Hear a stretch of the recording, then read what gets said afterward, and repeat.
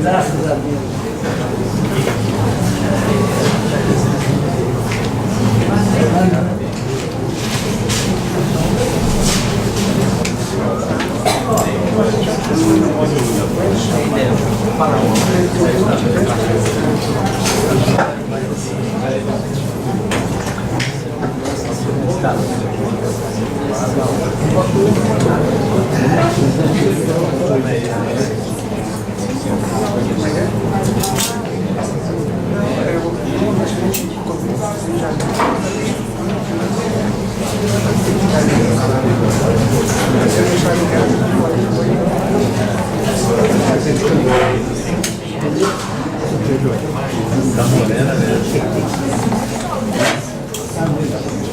Boa noite a todos.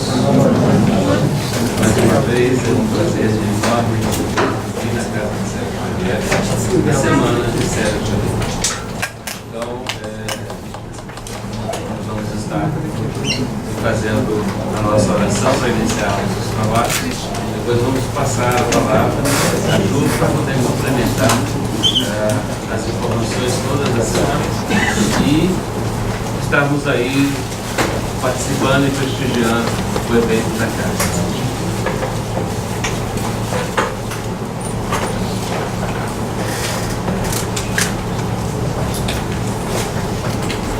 Afaste de si o veneno da lisonja. Creia naqueles que o elogiam sem motivo. Prefira ouvir uma crítica honesta a um galanteio vazio. A crítica aos nossos atos poderá trazer-nos o alerta de que necessitamos para corrigirmos. O elogio fácil nos amolece e ilude. E nada existe de mais frágil que uma criatura iludida a seu próprio respeito. Peça a Jesus, mais uma vez agradecemos pela oportunidade de estarmos nessa casa de oração. Estamos aqui procurando refletir cada vez mais sobre a sua mensagem, sobre o seu ensinamento. Estamos aqui procurando cada um de nós compreender e colocar este ensinamento na nossa vida prática, no nosso dia a dia.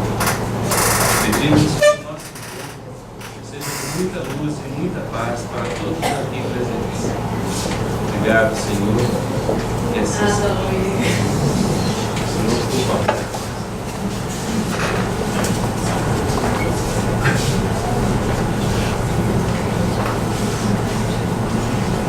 Boa noite. É com grande satisfação que nós estamos aqui para fazermos acontecer hoje, portanto, dando início a essa semana especial, que é essa semana em que nós homenageamos esta que dá nome à nossa casa. É uma homenagem que nós fazemos a Célia Xavier. E muitas pessoas nos perguntam por que o nome dessa casa chama-se Célia Xavier, Quem é Célia Xavier? Então está aqui, a foto da Célia. A Célia foi essa jovem, não é? Ela nasceu aqui em Belo Horizonte e a data de nascimento dela é dia 19 de novembro. Vocês estão entendendo por que tem essa semana para homenageá-la? Ela nasceu no dia 19 de novembro do ano de 1916. Hoje ela estaria fazendo, então, 102 anos. Mas ela era uma pessoa, assim, com a saúde um pouco frágil. Então ela desencarnou muito nova. Ela desencarnou aos 26 anos. E ela era uma pessoa muito caridosa, uma pessoa muito bondosa. E o pai quis eternizá-la, o pai quis homenageá-la.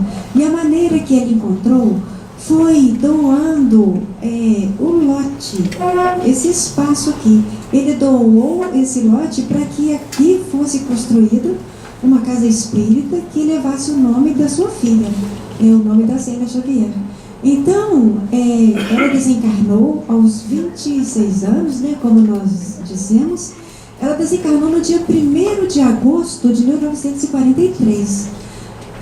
No dia 27 de dezembro de 1945, então 2 anos, né, após a morte da Célia, foi inaugurada a Associação Espírita Célia Xavier. Então, fica aqui a nossa homenagem, o nosso coração, em agradecimento a ela, que sabemos espiritualmente é tão presente nessa casa, sempre colaborando, sempre trazendo alento. Então, está aí, né, a nossa querida Célia Xavier. E a gente sempre encontra um tema que a gente dá o nome central. E o tema, portanto, dessa semana ficou sendo vida em abundância. É uma passagem do Evangelho onde Jesus nos fala que Ele veio para que nós tivéssemos vida.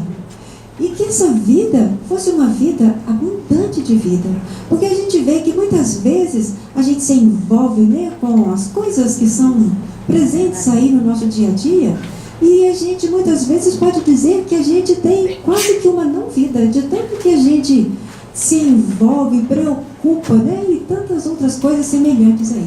Então, para que a gente traga algo que nos eleve, né, que faça bem para a nossa semana, bem para a nossa alma, bem para o nosso ser, para o nosso coração, nós vamos ouvir aqui durante toda a semana isso que é voltado para o que seja vida em abundância. E então, baseado nessa ideia, é que temos, portanto, a palestra de hoje, que tem o tema Quero Ser Feliz. Olha que tema bom, não é? Quero ser feliz, que é aquilo tudo que a gente mais anseia, não é? Que é ser feliz. E para fazer, portanto, a palestra de hoje, nós temos a gratíssima satisfação de ter conosco a presença da nossa Lenice. A Lenice, que com tanta boa vontade, com tanto coração, aceitou o nosso convite e aqui está para falar desse tema para a gente. A Lenice, ela é médica homeopata e ela é uma grande estudiosa de tudo isso que envolve a doutrina espírita. Estudiosa das obras básicas, estudiosa do Evangelho. Ela ministra cursos no Grupo Emmanuel, no Hospital André Luiz, na União Espírita Mineira, entre outros, não é? Então, portanto, é isso. Então, está aí apresentada a Célia e está com a gente aqui, então, agora, a Lenice, né? Uma satisfação tê-la conosco, muito obrigada. E dizendo só uma palavrinha antes, mostrando para vocês, apresentando para vocês, para quem não conhece, o nosso companheiro, que é o Parreira, está aqui, e ali está o Marcos Aurélio. O Marcos Aurélio é o presidente da nossa casa, e aqui é o Parreira, que é o nosso diretor doutrinário, né? Isso, tudo que é relacionado às palestras públicas, nós temos como diretor o nosso Parreira, que aqui está, tá bom? Então, boa noite, boa palestra. Boa noite a todos. Que a paz de Jesus continue felicitando os nossos corações. Então, hoje é o dia do aniversário, hoje é o dia de festa, né? É um dia muito bom para nós pensarmos e sentirmos esse grande anseio, que é um anseio de todos nós, que é viver uma vida em plenitude, uma vida que nos permita experimentar as mais doces vibrações, como também manifestarmos o que nós temos de melhor. E o tema, Quero Ser Feliz, já abre para nós perspectivas amplas, no sentido de pensarmos o que é felicidade, se a felicidade depende só do nosso querer, quais seriam os caminhos, quais seriam as ferramentas que nós poderíamos utilizar para alcançarmos essa meta. E até pensarmos se essa é uma meta ou se nós precisamos de um método para vivermos aquilo que já temos em nosso plano íntimo como uma expressão potencial. Então é um tema que acho que se assemelha a falar sobre o amor, de uma abrangência enorme, que abre um leque de possibilidades e caminhos para nós refletirmos. Então, como o leque era muito grande, nós pensamos em abordar o tema a partir de uma história. E nós recorremos ao Tolstói, uma vez que esses filósofos, esses escritores que conseguem colocar em palavras assuntos tão difíceis, tão complexos, com tanta sabedoria, quando encarnados e até depois no plano espiritual, contribuindo com um material riquíssimo que nos auxilia a entender e trabalhar pontos importantíssimos. Ele que trouxe para nós algumas histórias maravilhosas. E uma delas tem por título As Três Perguntas do Imperador. É uma história muito divulgada, mas que é sempre bom lembrar. Nessa história, ele nos relata que havia um imperador que tinha um propósito muito firme em ser um bom imperador. Ele não queria cometer erros. E por isso, ele pensou muito quais seriam as estratégias que ele deveria utilizar para cumprir bem o seu papel na Terra. Esse papel que ele honrava e que por isso ele precisava exercer da melhor forma possível. Ele fez um trabalho e entendeu que seria necessário abordar 3 aspectos importantíssimos e que ele precisaria então saber as respostas para essas 3 perguntas. Qual o tempo mais oportuno para se fazer cada coisa? Qual o tempo mais oportuno para se fazer cada coisa? Vamos guardar aí o tempo. A outra. Quais as pessoas mais importantes com quem trabalhar? Então aqui o tempo, as pessoas. E a terceira pergunta. Qual a coisa mais importante a ser feita? Então ele lançou um edito, pediu que aquele que tivesse a resposta para essas 3 perguntas receberia um prêmio. Muitas pessoas se apresentaram para oferecer as respostas a essas 3 perguntas. E muitas possibilidades ocorreram para cada uma delas. E foram muitos os desafios e alguns falaram assim, olha, você vai precisar definir o seguinte: abra mão de tudo, viva exclusivamente em função do seu papel como imperador e faça um planejamento rígido. Só assim você vai conseguir ter êxito nesse seu papel. Outros falaram que a melhor forma era recorrer a um conselho, para que o conselho pudesse definir aquilo que ele precisava fazer. Outros falaram o seguinte: olha, se o tempo, você quer saber as coisas e o tempo oportuno para fazer cada coisa, a única chance é recorrendo aos magos, para que eles possam te falar antecipadamente o que fazer e com quem fazer. Várias possibilidades. Nenhuma das respostas conseguiu atendê-lo. E ele então teve a ideia de recorrer a um eremita que só atendia os pobres. E ele sabia que vivia no alto de uma montanha, uma vida totalmente à parte da sociedade.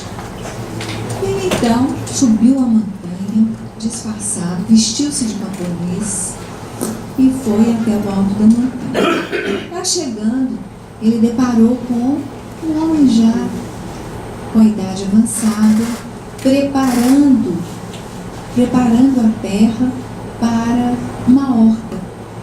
E ele, a cada movimento da enxada, ele emitiu um suspiro.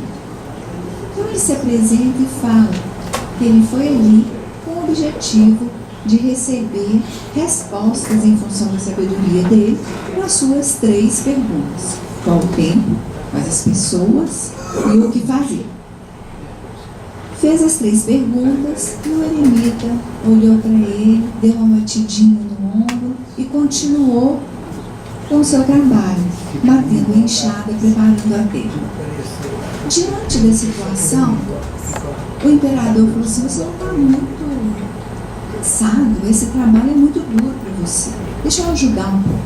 E ficou ali preparando a terra para o eremita. O eremita aproveitou, sentou ao lado, descansando e observando tudo aquilo que estava acontecendo. Diante do silêncio do eremita, o imperador voltou a fazer suas 3 perguntas. O eremita levantou-se e falou assim: você já deve estar cansado, pode me passar a enxada. E ele voltou a preparar a terra. Quando ele percebeu um movimento, alguns passos vindo na direção do imperador. E aí ele pergunta ao imperador: você está ouvindo alguns passos vindo na sua direção? Aí ele olhou e percebeu a presença de um homem que vinha segurando o seu abdômen, e ali percebeu que havia sangue. Ele foi ao encontro do homem que se aproximava, e quando ele chegou próximo, o homem desmaiou. E eles constataram que ele havia sido gravemente ferido. Havia uma ferida profunda no seu abdômen. O imperador prontamente se prontificou, tirou sua camisa, tentou estancar a hemorragia, buscou uma água para poder limpar a ferida e conseguiu, com muito esforço, estancar a hemorragia. O acidentado ou ferido, ele, desmaiado, não conseguiu dizer nada, mas desmaiado foi transportado para a cabana e ali, depois de muitos cuidados, acordou e falou que tinha sede. O imperador foi, buscou água no rio, levou a água, ofereceu a água para o acidentado. O tempo passou, eles exaustos adormeceram e o imperador permaneceu ali toda a noite. Quando acordou no dia seguinte, já o sol estava alto e ele percebeu que ele não tinha se dado conta que ele não havia comido nada, que tinha sido um dia totalmente diferente. Quando olhou para o enfermo ali, o ferido falou assim: imperador, eu preciso do seu perdão. Imperador, você me conhece? Sim. O senhor não me conhece, mas eu o conheço.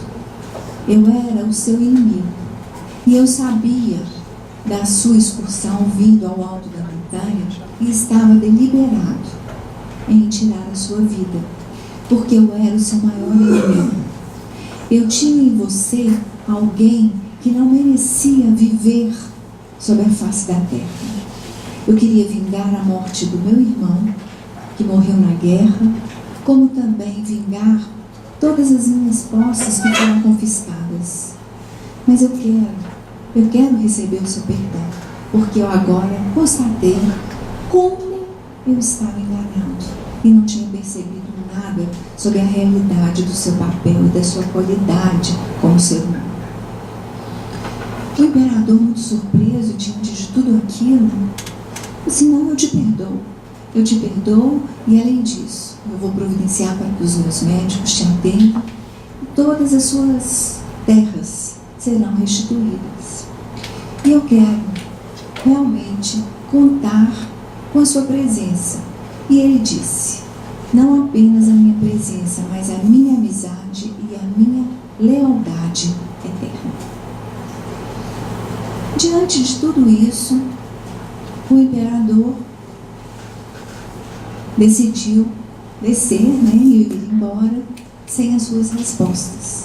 Mas mais uma vez ele olha para o eremita e pergunta: eu ainda vou te perguntar. Se você não souber a resposta, não tem problema. E aí perguntou: qual o tempo, quais as pessoas e o que fazer? O eremita falou assim: mas você já teve a resposta às suas 3 perguntas. Veja bem, Quando você aqui chegou, você percebeu a minha situação. Eu era a pessoa mais importante. E o que fazer era me ajudar. Diante daquele homem ferido, o tempo era aquele tempo, quando você percebeu a situação dele e identificou nele alguém que necessitava de cuidados. Ele era a pessoa mais importante. E cuidar dele era a função primordial. Então nós podemos dizer que não é o contrário, né, gente? Aqui. O quando, o quem e o que tem por respostas o agora, a pessoa à sua frente e fazer essa pessoa feliz. Fazer essa pessoa feliz. Para o eremita, fazer o feliz era dar um descanso na enxada. Fazer o ferido feliz era dar o cuidado que ele necessitava. Isso é estabelecer um plano de ação que atenda à necessidade daquele que foi colocado diante de você naquele momento. Então, com essa história, nós abrimos a nossa reflexão sobre o tema, sobre a felicidade, ao contrário. Então, o que é a felicidade? Felicidade é essa sensação de bem-estar e contentamento que pode ocorrer por motivos diversos. Nós vimos na nossa história. Não há nenhum tipo de sofrimento. Ou seja, essa é uma condição que nos leva a uma condição de fertilidade, de fecundidade e de frutos, de fortuna, de ventura. Então, a felicidade pode ser vista como um sentimento que propõe um estado de estabilidade íntima que sugere um bem-estar duradouro. Então, nós vamos guardar essa colocação, algo duradouro. Mas as pessoas são diferentes. Então, será que felicidade é a mesma coisa para todo mundo? No plano em que nós vivemos, nós vamos perceber que a felicidade muitas vezes é o preenchimento daquilo que nós estamos privados em um determinado momento. Então, imaginemos, para alguém que está com fome, a felicidade pode ser receber um pão. Para quem nunca enxergou que é um cego de nascença, a felicidade pode ser ver o sol ou as estrelas. Para uma mãe que viu seu filho partir para a guerra, é reencontrá-lo com saúde. Então, a felicidade, ela atende uma diversidade enorme de possibilidades na sua manifestação. Se nós atrelarmos a felicidade a uma vivência vinculada à necessidade, nós poderíamos utilizar esse gráfico, essa pirâmide, que é muito conhecida, né?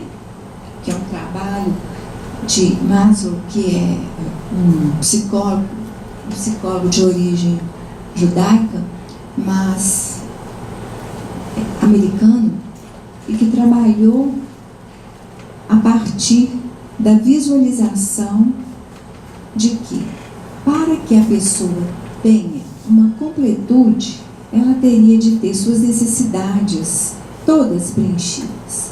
A princípio, as colocações eram feitas no plano da necessidade fisiológica, das necessidades de segurança, da fisiológica aqui, um corpo saudável, certo? Uma capacidade de ir e vir, um plano de autonomia nesse sentido. Então, a questão da alimentação, já nas necessidades de segurança, ter um emprego estável, ter a condição de ter uma moradia, um endereço certo, todas essas condições básicas. As necessidades sociais seriam a possibilidade de se relacionar, ter uma vida afetiva, ter também um círculo de amigos, um relacionamento saudável com outras pessoas.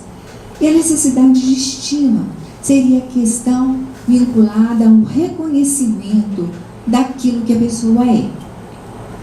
E mais, no ponto alto, foi introduzido esse aspecto da necessidade de autorrealização.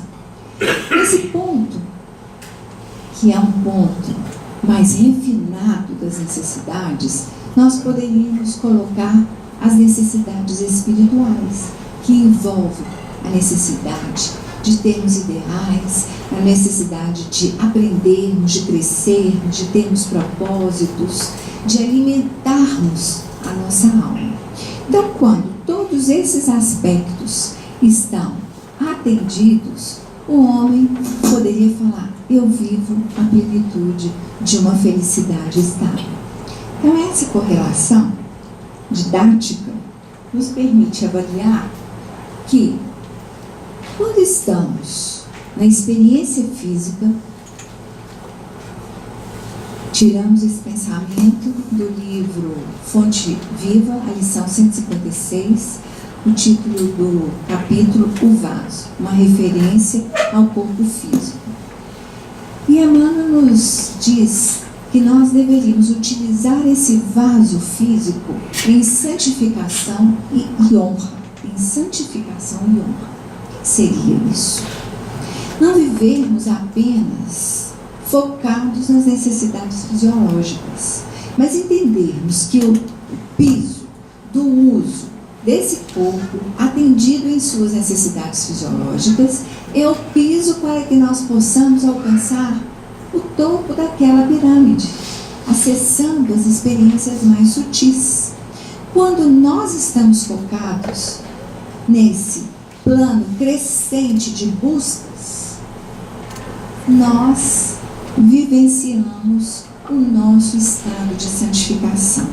E a santificação seria aquele que, retirado da experiência puramente material, busca uma conexão cada vez mais consciente, mais deliberada pela própria vontade, com os planos sutis e com o seu mundo interior. Nós colocamos aqui essa imagem, essa imagem demonstrando para nós que nós podemos viver a experiência física no corpo focados e motivados por questões puramente concretas. Isso pode nos dar um estado de euforia, de alegria no atendimento das nossas necessidades, mas é algo que é fugaz. E a ciência vem nos demonstrando, a partir do estudo e da análise do cérebro, da complexidade desse instrumento, que a felicidade, na verdade, ela tem uma base orgânica. Então, olha só o olhar da ciência, uma base orgânica. Mas aquele que não tem um propósito, se ele não estiver ativando aquele ápice da pirâmide, ele corre o risco de perder o piso, essa propensão à felicidade que ele traz. Vocês já viram que algumas famílias são extremamente felizes? Tem um riso solto, riem de qualquer coisinha, tem um astral mais elevado? Nós sabemos que não existe apenas a genética biológica, que nós ainda não entendemos a genética espiritual, como diz Emmanuel no livro Pensamento e Vida. Mas se nós pensarmos que o foco atrativo define o lugar onde nós estamos adequadamente ajustados, é um dado importante para nós pensarmos que existe um fundamento para se acreditar que existe uma base biológica para a felicidade. São reflexões, né, que nós estamos fazendo. Mas a questão do propósito. Se quer viver uma vida feliz, amarre-se a uma meta, não as pessoas nem as coisas. Então, olha só. De novo, aquela necessidade de autorrealização como sendo a meta. E não a conta bancária, e não o número de amigos, e não a projeção. Porque quando nós colocamos fora de nós a meta, a chance de nós nos decepcionarmos é enorme. É quase certa, porque nós criamos expectativas que certamente não serão correspondidas de acordo com o nosso interesse e o nosso desejo interno. Bom, para tanto, nós deveríamos perceber felicidade como uma atitude comportamental. Quero ser feliz. Então, é uma atitude comportamental e que exige, que pede um constante trabalho interior. Então, eu preciso acionar o meu observador desapegado. Eu preciso me conhecer. O que me motiva, como também aquilo que me deixa para baixo. E a partir desse autoconhecimento, dessa autoobservação, eu vou percebendo quais as atitudes precisam ser revistas, precisam ser moduladas, transformadas. Por quê? Por mim mesmo. Então eu me torno sujeito da minha construção, dessa construção. Porque felicidade é uma construção. E a ciência abre um leque para nós e apresenta o cérebro como sendo o grande responsável, assegurador desse estado de felicidade. E apresenta uma série de estruturas que têm um papel importantíssimo nesses circuitos, os circuitos que trabalham as emoções dentro da intimidade do cérebro. Então, são estruturas importantíssimas que estariam sendo acionadas para que nós pudéssemos decodificar a nossa experiência. Esse outro slide, nós temos aqui demonstrando o sistema límbico, que teria um papel importantíssimo na vivência, na decodificação das nossas emoções, como também o ponto de conexão onde, a partir de determinadas estruturas, nós teríamos estímulos que alcançariam outras estruturas responsáveis para que nós pudéssemos viver a nossa experiência. E a ciência nos diz que 50% é muita coisa, é de origem genética. E dos 50% restantes, nós poderíamos atribuir a condições externas, exteriores, como responsáveis. Desses 50%, 15% nós não temos como controlar, mas 35% caberia a nós definirmos o que faremos. Então, nós podemos estabelecer uma resposta a partir desses 35%, criando uma condição capaz de nos favorecer, definindo mensagens a nível da sinapse, liberando dopamina com uma sensação de prazer para nós, a partir de registros de memórias profundas que nos permitiriam identificar aquilo que gera prazer, aquilo que gera desconforto, mas entendendo que existem emoções e sentimentos. Enquanto as emoções elas são viscerais e trabalham num sistema que é próprio, um circuito próprio, com o objetivo de promover ações que assegurem a nossa sobrevivência, no caso dos nossos sentimentos, nós teríamos o reconhecimento de uma emoção e, a partir dessa emoção reconhecida, estabelecermos padrões de resposta às experiências do dia a dia que podem ser geradoras ou não de felicidade. Tudo isso nos diz o seguinte, que essas que são reconhecidas como substâncias geradoras de um estado de plenitude, serotonina, noradrenalina, dopamina, são simplesmente substâncias que estão ali, naquela condição apresentada na sinapse, aqueles produtos que vão mandar mensagens de conforto, de bem-estar.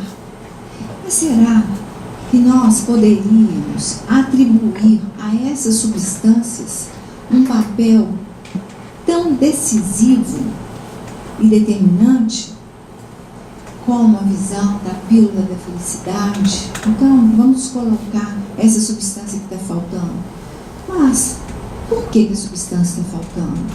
Onde foi que isso começou? O que pode ser feito por mim nesse contexto? Qual o meu papel determinante na manutenção dessa homeostase do meu corpo? Muitos colocam que seria na organização dos hormônios que nós teríamos a resposta para a nossa felicidade. Tudo isso, na verdade, gera uma percepção equivocada. É como se nós estivéssemos abrindo mão do nosso autodomínio. E como é que nós abrimos mão do autodomínio? Quando nós deixamos de acionar essa região do nosso cérebro, que seria o lobo pré-frontal, que tem um papel determinante na condição humana. Seria a estrutura que permite essa conexão com os planos mais sutis. Seria a partir desse lobo pré-frontal que nós poderíamos discernir, escolher, estabelecer o focar. E nós poderíamos até dizer que na região ventral, entre os olhos, portanto aqui nessa região por baixo, nós teríamos a identificação dos padrões a partir do sentir das emoções. Enquanto a parte lateral do lobo pré-frontal nos daria a capacidade de saber o que aquela experiência traz para nós. Então, esse é um conhecimento do cérebro que a ciência tem contribuído. E nós percebemos que esse é um conhecimento importante, demonstrando como o nosso corpo, de fato, é um tesouro, um presente que nós temos para vivermos a nossa experiência evolucional. Mas como é que fica o autodomínio? Se eu abro mão do autodomínio a partir de uma vivência plena dessas estruturas, eu posso cair no plano automático das emoções e confundir uma emoção rasteira, fugaz, como sendo felicidade. Seria a alegria do carnaval, para tudo acabar na quarta-feira. Então, essa seria a expressão de uma alegria fugaz, sem consistência, sem profundidade, que não tem nada a ver com a felicidade que nós comentamos duradoura. E aí nós chegamos, já que não é essa a condição fugaz que nós almejamos, qual seria um método para vivermos um estado de autodomínio, propondo uma ação consciente, racional, que envolve uma emoção que foi transformada em sentimento e que é conhecida. E pelo lado esquerdo, é o lado esquerdo do lobo pré-frontal que fala da nossa racionalidade, esse saber que nos confere a possibilidade de discernir. Olha só, no corpo, falando só no corpo.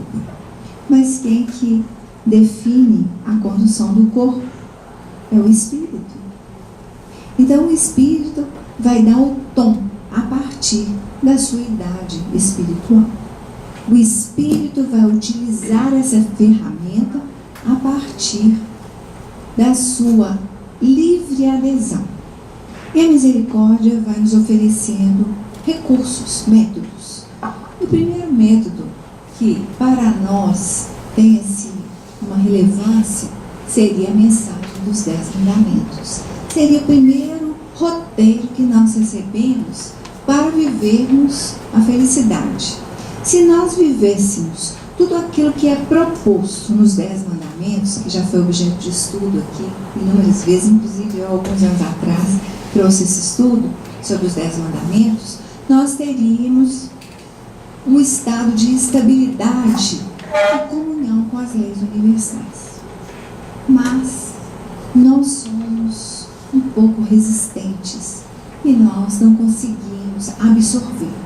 Jesus retorna, e a música de abertura falando, né, esse caminho, né, que ele abriu para nós, que é um caminho de plenitude. Ele nos oferece uma série de ensinamentos que nós podemos sintetizar como o Sermão da Montanha, essas bem-aventuranças. E bem-aventurança, o que é isso? Feliz. Bem-aventurado não é feliz? Bem-aventurado é feliz. Então, sortudo, feliz, afortunado é aquele que consegue viver as bem-aventuranças. Então, todas as virtudes propostas por Jesus, que precisam ser vividas e não apenas serem conhecidas. Nós precisamos utilizar o conhecimento, eleger racionalmente que vale a pena viver aquilo que ele propôs. Então, qual seria o roteiro para a felicidade? No livro A Fórmula da Felicidade, entendendo felicidade como sinônimo de saúde, esse estado de perfeito equilíbrio, de bem-estar, das várias instâncias do nosso ser, nós poderíamos iniciar a nossa trajetória, e nós vamos começar de cima para baixo, entendendo que a felicidade seria um edifício. E nesse edifício, nós vamos trilhando passo a passo, cada andar, nesse caminho, nós vamos incorporando padrões. E a primeira seria a fraternidade. Eu sair de mim mesmo e começar a perceber o outro e vê-lo como irmão. Conseguir sentir com ele as suas dores. E eu vou conseguir abrir mão, desapegar do meu ponto de vista, daquilo que para mim era um valor, para perceber o que é o valor do outro de forma respeitosa e até aderir àquilo que o outro traz, que pode muitas vezes estar além do meu alcance perceptivo. Quando eu sinto com o outro e eu me desapego dos meus valores e dos meus padrões, eu amplio a minha percepção da vida e me habilito a identificar a verdade. Então seriam degraus. Sem perdão não há como, porque o perdão é que vai lavar a nossa intimidade. Se a gente imaginasse uma cozinheira, né, gente? Uma cozinheira numa cozinha e que ela não olhasse a data de vencimento dos produtos. Quando ela fosse usar aqueles produtos, eles estariam estragados, contaminados, não seriam mais úteis para a função a que se destinavam. Então, o perdão é como se nós tirássemos venenos, produtos vencidos da nossa intimidade e que não conduzem a um plano nutritivo eficaz. A fé, essa confiança de que existe uma razão de ser, essa fé que nos possibilita um caminhar seguro, acreditando que as experiências têm uma lição e o endereço está correto. Mas, acima de tudo, nós precisaríamos perceber que a humildade, que é como Jesus inicia o Sermão da Montanha, como sendo um padrão indispensável para vivermos o autoconhecimento, identificarmos os nossos limites, aqui nesse roteiro, a humildade é a coroa da vitória. É com ela que nós fechamos essa trajetória e vamos conseguir viver uma fraternidade, todos esses padrões de compaixão, desprendimento, verdade, perdão e fé, sem que haja distorção. Porque se não houver humildade, nós corremos o risco de vivermos uma polaridade, um exagero e até uma distorção muito distante daquele caminho que seria o caminho do meio da virtude. E aí nós teríamos uma fraternidade que não é fraterna, uma compaixão que é extremamente arrogante, um desprendimento que, na verdade, cheira a vaidade, aquele que detém um falso conhecimento se torna prepotente, um perdão que humilha aquele que foi o ofensor, e a fé pode se distorcer no plano de fanatismo. Então, a humildade apresentada como o caminho, o primeiro degrau por Jesus, é uma alertiva para que nós olhemos para nós mesmos como eu havia dito antes, um observador desapegado. Porque se nós nos apegarmos ao nosso jeito de ser, nós corremos o risco de permanecermos no mesmo circuito fechado. Aqui nós trouxemos algumas colocações mostrando que existem outros roteiros que sugerem caminhos libertadores. Buscamos aqui no Raja Yoga, dentro da filosofia proposta por essa escola de valores humanos, que é a Brahma Kumaris, que nós teríamos de viver a vida a partir da nossa consciência de alma. Nós somos alma e estamos no corpo. E aí nós teríamos de seguir Shrimad. O que seria isso? Seguir as orientações do Pai. Para nós, as orientações do Pai seriam os 10 mandamentos, as orientações de Jesus. Então nós temos mensagens renovadas para que a gente consiga encontrar esse caminho e viver nessa lembrança de que nós somos um ponto. Eles falam que nós somos, a alma é um ponto no centro da testa. Então nós somos esse ponto. No livro Nos Domínios da Mediunidade, André Luiz, na verdade, Aulus, nos diz que a alma se resume a um ponto. Então, quando nós observamos, a mesma coisa é dita de formas diferentes em diversos lugares. Porque a misericórdia quer o quê? Que nenhum dos filhos se perca. E que a oportunidade de conscientização e de busca consciente desse estado de plenitude aconteça a partir de uma escolha livre e consciente. E aqui, dentro dessa visão, olha como que nós observamos como é interessante. Quando nós estamos na consciência do corpo, nós poderíamos utilizar essa imagem, como se a gente fosse essa lâmpada toda pintada com piche bem escuro. Então, olha só a imagem. No corpo, nós estamos, então, com a nossa intimidade obscurecida ou tamponada, não é isso? Mas se nós formos limpando a estrutura, essa casca que envolve essa lâmpada, que seriam os sanskaras ou as nossas tendências, as nossas repetições, tudo isso que fica acumulado em nós, o que André Luiz nos diz, os pontos mórbidos ou os pontos mortos, aqueles circuitos fechados que são repetidos de forma quase que automática, como as emoções, vivendo só no primeiro andar da nossa casa mental, vivendo só na instintividade, sem acendermos e transformarmos as emoções e sentimentos para que nós possamos eleger o caminho a ser seguido. Mas trabalhando de forma consciente nessa construção de vivermos não o que estamos, mas aquilo que somos, porque vamos imaginar que essa luz que irradia é o ponto de luz que nós somos.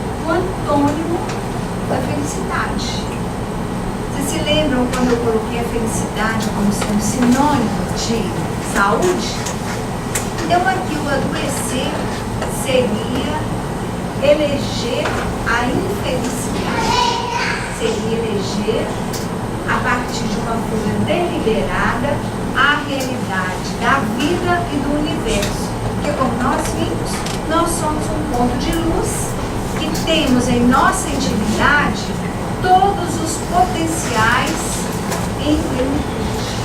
E por isso, primeiro seria o mais natural. Dentro dessa mesma ideia, nós observamos que nós somos convidados nesse aprendizado terrestre a fazermos um movimento de deslocamento da nossa mente. Aquela mente que estava fixada, aquela mente rebelde, aquela mente que estava aderindo à inércia, por preguiça, justificativa, por qualquer motivação, ela está sendo convidada a se deslocar. Ela precisa mudar. E nós vamos precisar revolver as nossas ideias, fazer um movimento crescente para que as nossas novas concepções modifiquem o nosso modo íntimo de ser com o foco que é o bem maior. Então nós vamos sair daquilo que aprisionaria para vivermos uma verdade. E aí sim, o nosso desafio seria trabalhar os aspectos virtuosos em nós, como também aqueles que são aspectos viciosos. Tá dando, gente, para chegar agora? A caridade é grande aí, né? Vocês estão para pensar, mas vou ficar aqui meio. Aí dá? Acho que é assim dá.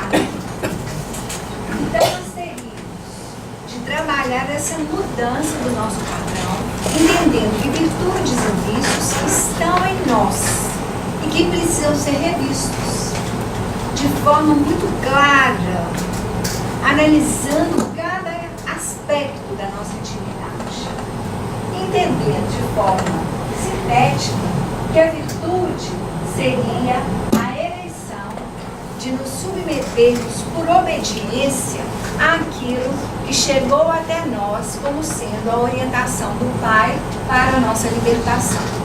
Ao passo que, quando nós queremos definir o modo de ser a partir do meu desejo imediatista, trabalhando só em relação àquilo que me atende às necessidades básicas, acaba sendo uma forma, tá bom? E agora? Gente, só como que as coisas... Então nós teríamos que viver essa consciência de que enquanto estivermos resistentes, gente, morreu. Gente, não quer não. Acho que eu fiquei pertinho de vocês. Isso. Vou voltar pra cá. Então, nós teríamos essa escolha. Bom? E aí nós vamos trabalhar num plano consciente de modificarmos as nossas atitudes. Nós vamos modificar tudo aquilo que para nós era um hábito e vivermos a construção de novos hábitos, mas hábitos conscientes. Hábitos conscientes. Como nós vimos, a construção dessa felicidade propõe o uso racional das nossas ferramentas íntimas. A capacidade de discernir e escolher. Então aí nós temos uma série de padrões no nosso dia a dia que precisam ser revistos. E são hábitos terríveis. Falar sem raciocinar, mentir, lamentar, se arvorar de dono da verdade, uma condição de consumismo desnecessário, a crítica, o julgamento, até o trabalho excessivo como sendo desafio. Sair do bom senso, fugir da realidade, querer atenção de forma constante, um padrão de insegurança, esse adiamento, amanhã eu faço, daqui 6 meses talvez eu consiga, nos promovermos criando uma falsa imagem daquilo que nós somos e fugir dos conflitos íntimos. Porque muitas vezes esses hábitos são recursos utilizados para tamponar as nossas limitações pessoais. que geram felicidade. Portanto, o nosso grande trabalho na construção da felicidade seria promovermos a nossa autoiluminação. E a autoiluminação envolve o conhecimento de que existe na nossa estrutura, fazendo esse paralelo como se nós fôssemos esse iceberg. Existe um mundo interno que nós não acessamos. Quanta coisa acontece na nossa intimidade de tal maneira que nós nem nos damos conta, porque o nosso mundo interior está definindo de forma automática os nossos posicionamentos. Então é o falar sem pensar, é o mentir, tudo aquilo que foi automatizado. Se eu não ficar atento, eu vou continuar só fazendo no automático. E no automático nós não evoluímos. É na mudança consciente, o fazer de forma diferente, é que nós operamos a mudança. É que nós criamos esse processo de autoiluminação a partir desse mundo mental, tá? Que está ali, assentado, né? Na intimidade, na região central do nosso cérebro, que é o piso que recebe toda a ação do mundo mental, para que eu possa, ao utilizar o meu corpo, utilizá-lo de forma livre e sã, para os mais altos fins da nossa existência, que é esse estado de felicidade. Gente, eu tinha colocado um tanto de coisa, eu acho que eu dimensionei muito mal o tempo, mas eu vou passar só para vocês verem, para a gente concluir, que o tempo já acabou. Quando a mente está esclarecida, nós vivemos na faixa da sabedoria e do conhecimento. E sem dúvida, nesse padrão, o edifício de virtudes acaba sendo não a meta, mas nós passamos a perceber que durante o caminho, enquanto nós estivermos nesse caminho da felicidade, buscando essa estrutura, ao subir, nós já estamos vivendo a felicidade. Então, ela não é a meta, ela é a meta, mas ela é também o caminho. Então, ela é a meta e o caminho. E Gandhi nos diz que quando a alma está feliz, olha só que beleza, a prosperidade cresce, a saúde melhora, as amizades aumentam, enfim, o mundo fica de bem com você. O mundo exterior reflete o universo interior. Olha que carinha boa que ele está ali, né? Carinha ótima de quem está feliz e o mundo se transforma. Então nós precisamos tomar posse desse papel que nós temos no mundo, de que nós estamos influenciando de forma direta aqueles que estão em torno de nós. Nós estamos ativando mudanças que precisam ser revistas. E é o pensamento que nós encontramos muitas vezes nas obras. Emmanuel tem uma lição que chama-se devolução. Ela é muito bonita. E nessa lição, acho que eu vou ler para vocês, querem? Eu não sei de cor, não. Mas ela é pequenininha e eu trouxe aqui porque achei muito bonitinho. Queres felicidade? É o nosso tema. Quero ser feliz. Queres felicidade? Felicidade, porém, é uma construção a fazer. O alicerce está em ti mesmo. Recorda, terás sempre o que deres de ti. O retorno é de lei. Ainda mesmo que em migalha, distribui a esperança e a alegria. Mesmo sofrendo, oferece um sorriso aos outros. Tanto quanto puderes, faze os outros felizes. Pouco a pouco, terás centuplicadamente aquilo que semeias. Não te esqueças. Não te esqueças. Felicidade é devolução. Essa imagem é uma imagem do deserto. Se um deserto, um dos desertos mais secos do planeta, pode ficar florido desse jeito, essa é uma mensagem da natureza para nós. Na estação da vida que nós nos encontramos, ainda que aparentemente nos pareça ser um deserto, nós precisamos tomar consciência de que o nosso papel ele é intransferível. E essa construção no dia a dia envolve essa capacidade de valorizar o momento presente. No presente, no agora. Perceber quem está diante de nós.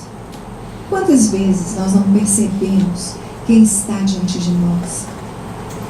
Quem divide a vida conosco? Quem divide o espaço de trabalho? Quem está ali demandando algo, alguma necessidade urgente? Então, quando nós observarmos, valorizarmos o momento presente, percebermos a pessoa dentro da sua demanda e nos colocarmos de forma precisa, dando a resposta àquela demanda, nós estaremos, de fato, fazendo da melhor forma possível o nosso papel. E a devolução será tudo aquilo que o Gandhi falou, com uma transformação interior e uma transformação do mundo em torno de nós. A história foi uma história de êxito, a Tolstói, das 3 perguntas. O imperador, se não tivesse ficado ajudando o eremita, quando não obteve as respostas que ele almejava, certamente ele teria encontrado com o seu inimigo e teria morrido. Mas, ao promover o auxílio, ele ali permaneceu e foi resguardado do perigo. Ao cuidar daquele potencial inimigo e agressor, ele conseguiu transformar o inimigo em amigo leal. Então esse é o nosso desafio. Aproveitarmos todas as oportunidades como sendo o campo e ao mesmo tempo a ferramenta para edificarmos em nós os valores libertadores e especialmente a capacidade de sermos felizes. Que essas reflexões permaneçam conosco como um convite para avaliarmos a grandeza do tempo. Célia Xavier, né? Célia Xavier está recolhendo hoje em bênçãos, né? Com um processo natural de devolução, a sua bondade genuína, a sua curta experiência na vida física, mas que criou um espaço a partir da manifestação do amor do pai biológico, né, desse pai que teve o carinho, para que fosse eternizado não apenas o nome, mas o exemplo. O exemplo que define essa capacidade de transformar e criar possibilidades para que o outro se sinta bem. Muita paz, alegria, e que essa casa possa continuar distribuindo bênçãos, paz e sementes de felicidade. Muito obrigada.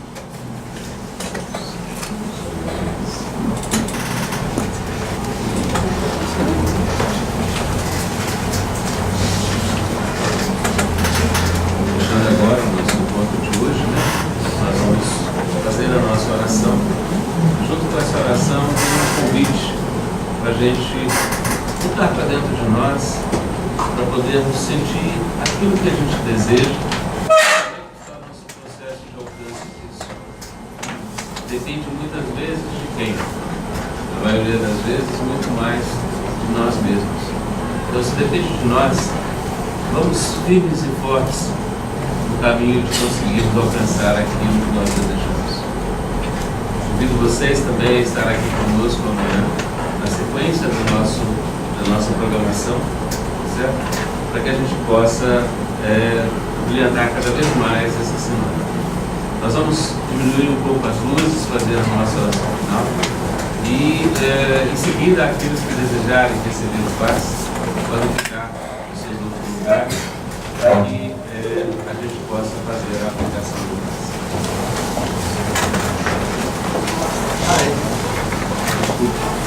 A Jo me lembra aqui que está à disposição de todos nós a Feira do Livro, ainda hoje e todos os outros dias da semana.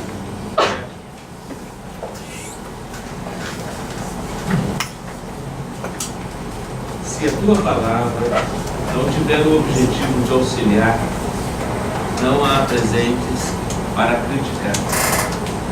Há dois tipos de comportamento: daqueles que fazem e o daqueles outros que ficam de palanque, apontando erros, criticando, atormentando a vida das pessoas.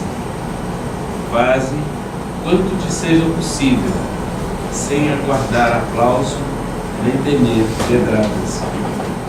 Torna-te membro do grupo que opera e fala com o objetivo superior de ser útil. Se os que dizem saber como se fazem as coisas deixassem de opinar e executassem, o mundo mudaria de feição. Mestre Jesus, nós agradecemos mais uma vez por estarmos aqui nesse momento, por termos aqui fechado o dia de cada um de nós, com muita paz, muita luz, com o sentimento de que a gente realmente está no caminho certo, no caminho de nos encontrarmos, principalmente conosco mesmo. A vossa luz, a vossa paz esteja sempre presente na mente e no coração de cada um de nós. Obrigado, Senhor, e assim seja.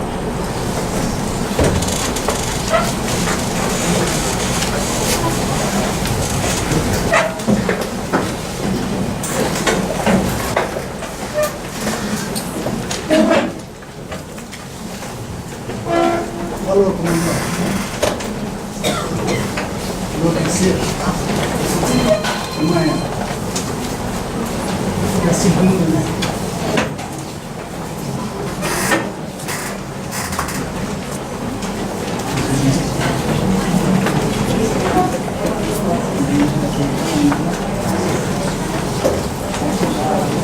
Falou o problema.